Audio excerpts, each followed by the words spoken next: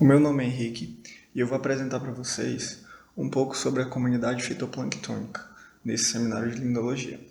Bom, para entender, o trabalho foi dividido em alguns tópicos. O primeiro são as considerações gerais sobre essas comunidades. O segundo são alguns componentes desse fitoplâncton, aí ele vai se subdividir em algumas espécies. O terceiro são adaptações que o fitoplâncton faz para resistir a certas flutuações. O quarto é a distribuição espacial do fitoplâncton. E o quinto é a biomassa e produtividade primária do fitoplâncton. Primeiro serão abordadas algumas considerações gerais sobre essas comunidades fitoplanctônicas. Um pouco do conceito histórico e de como essas comunidades foram evoluindo em termos de definição. O fisiologista Johannes Müller, através de uma rede de malha fina, ele filtrou a água do mar e ele conseguiu descobrir o quê? Que nessa água existe uma comunidade constituída de pequenos animais e plantas. Esses pequenos animais e plantas, posteriormente, por Victor Hessen, foram caracterizados como plâncton. E o que seria esse plâncton? Seria o conjunto de alguns organismos errantes, que podem ser definidos como organismos que não dispõem de movimentos próprios, capazes de se opor ao movimento da água, ou seja, eles têm uma certa dependência dos movimentos da água em toda a sua dinâmica para a disponibilidade de nutrientes, os seus movimentos e as comunidades meio que se estabelecerem em outras regiões.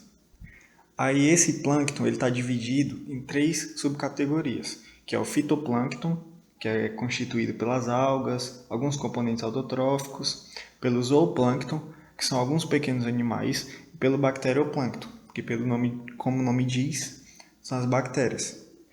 Só que no grupo do fitoplâncton foi visto que existem alguns componentes que não eram barrados pela essa rede de malha fina, eles passavam por essa rede.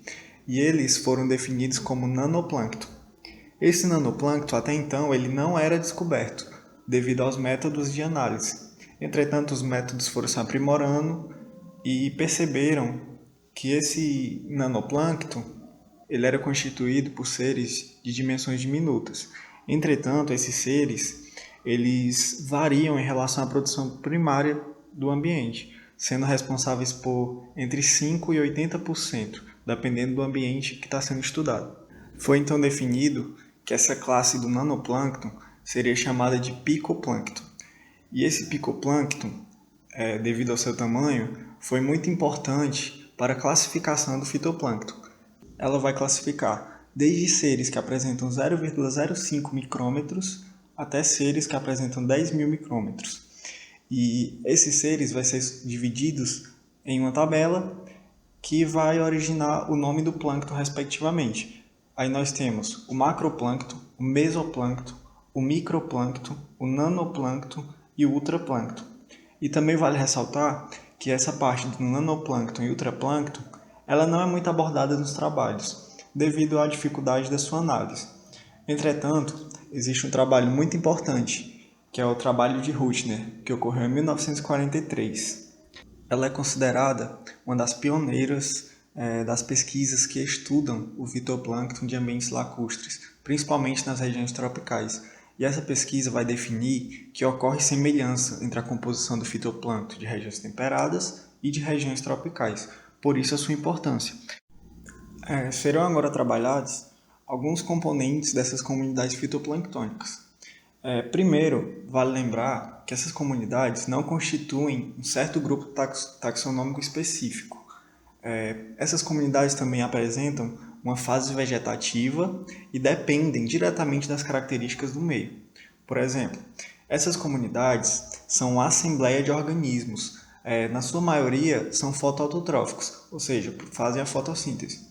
Eles são considerados de fase vegetativa porque eles vivem suspensos na coluna d'água, são errantes, têm a dependência da coluna d'água e da movimentação. Por isso que eles vivem uma fase vegetativa, suspensos na água. E podemos citar também como uma característica do meio que influencia na composição do fitoplâncton os lagos distróficos, que apresentam altas concentrações de matéria úmica. Isso faz com que ocorra a predominância de algumas algas em relação a outras espécies. O primeiro subgrupo de espécies que compõem o fitoplâncton são as cianofitas, ou também conhecidas como cianobactérias. Elas têm a característica de serem azuis, por isso são conhecidas como algas azuis. Na sua composição, elas vão possuir a clorofila A e boa parte dessas cianobactérias, algumas que possuem heterocistos, são responsáveis por fixar nitrogênio na coluna d'água, ou seja, atuam como fixadores de nitrogênio. Outra característica é de que elas são principalmente autotróficas, ou seja, assimilam CO2 e energia solar. Mas além de serem principalmente seres autotróficos, elas também podem serem mixotróficos, ou seja, elas vão assimilar alguns compostos orgânicos presentes na coluna d'água, seja ele particulado ou dissolvido. E isso vai garantir essas espécies com que elas possam viver também em ambientes de ausência de luz.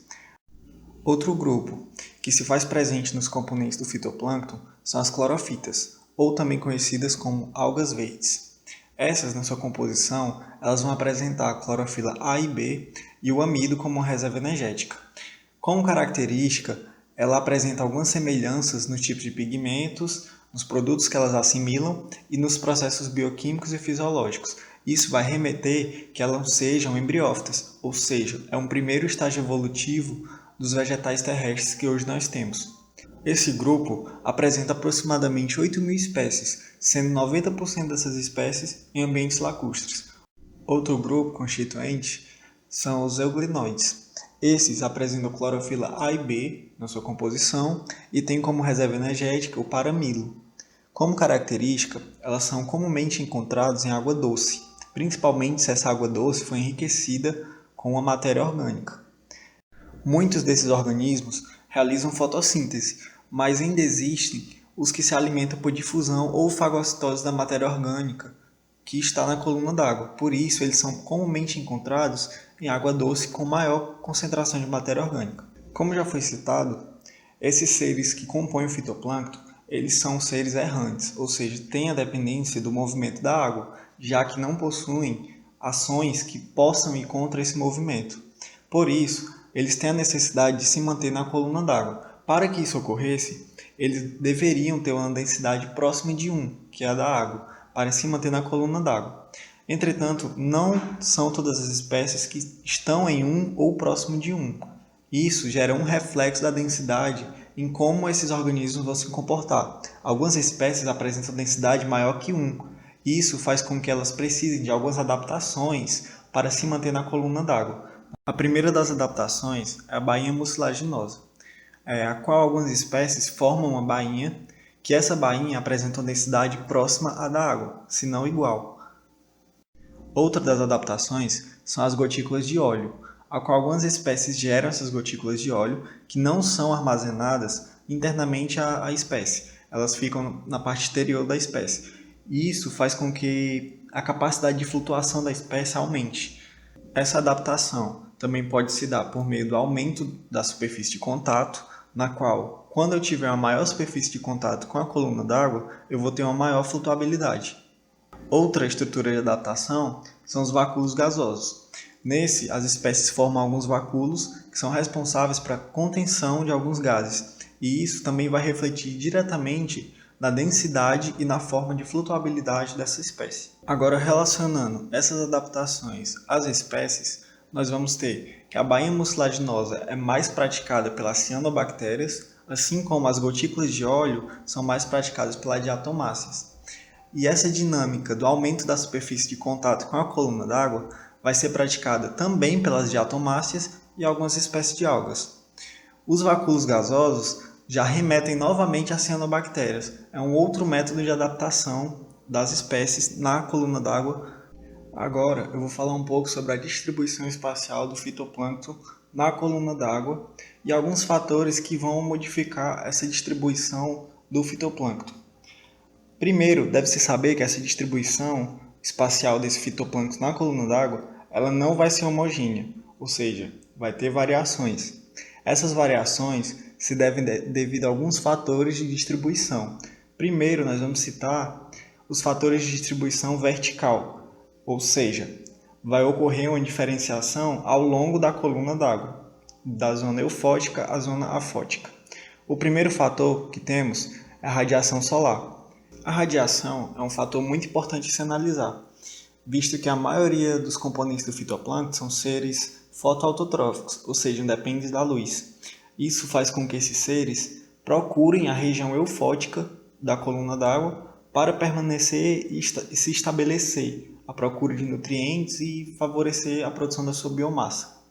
Por isso, teremos a radiação solar como um dos fatores de distribuição vertical. Por quê? Porque os seres vão procurar a zona eufótica e sair da zona afótica, à procura de luz para realizar a fotossíntese. Outro fator de distribuição vertical é a herbivoria. Por quê? O zooplâncton ele vai exercer uma atividade sobre o fitoplâncton. É como comparar um rebanho devastando um pasto. Os animais eles vão se alimentar dessa biomassa vegetal do fitoplâncton.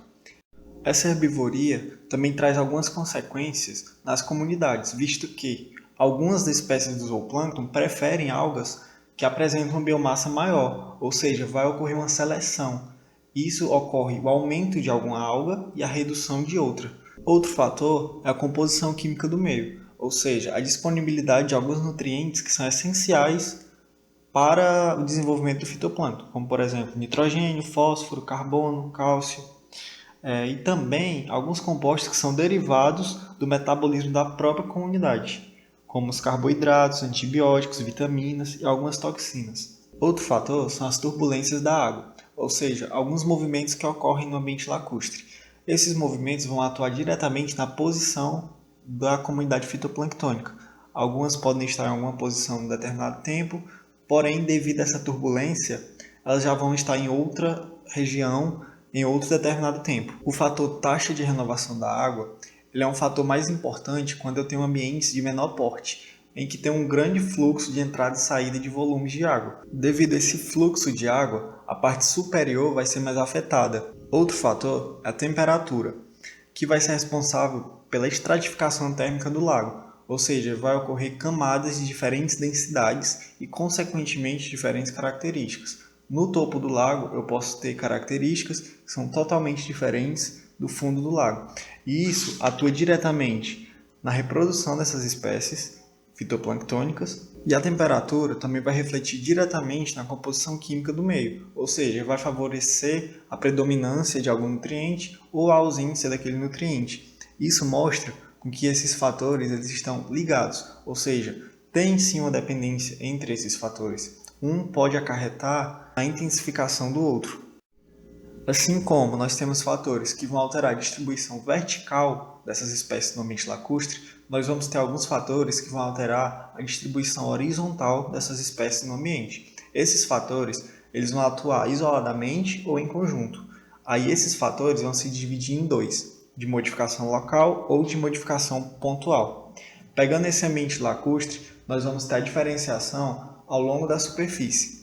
Para entender, é melhor fazer um corte e vendo esse ambiente lacustre de cima, nós vamos entender alguns fatores locais, como por exemplo, diferentes temperaturas. Ao topo do lago pode-se apresentar diferentes temperaturas, visto que fontes de poluição pontuais elas vão em temperaturas diferentes das que o ambiente lacustre se encontra. Isso já vai favorecer alguma espécie e desfavorecer outra. Isso já vai ser um fator de distribuição horizontal, porque vai se distribuir de forma diferente na superfície devido a essa diferença de temperatura gerada por poluições pontuais. Outro fator é a herbivoria. Bem como na vertical, também vamos ter o zooplâncton atuando diretamente no fitoplâncton na parte vertical. Outro fator é a concentração de nutrientes. Essa parte também vai remeter a poluições pontuais, ou seja, eu posso fornecer nutrientes a mais em um determinado ponto que vai favorecer algumas espécies. Outro fator são os ventos e as correntes de ar, visto que o fitoplâncton é constituído por organismos que dependem do movimento da água, ou seja, não conseguem se opor a esse movimento.